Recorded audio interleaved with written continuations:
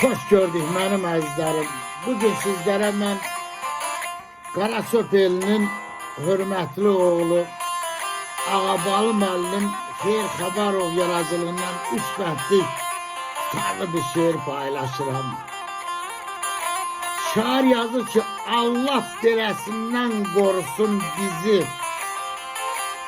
Hərisə, şöhrətə, pula el oğlu. Her zaman hatadır ele obaya, bir gün ofçu, bir gün tula el oğlu.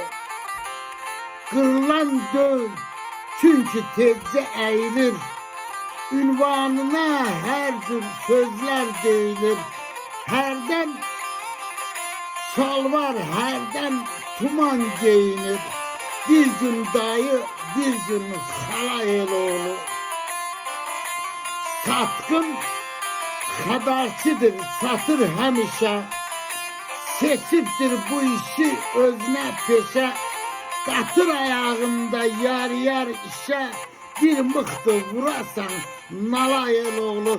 Bir mıhtı vurasan nalayel oğlu. Allah bile insanlardan bizi korusun. Sağ olun.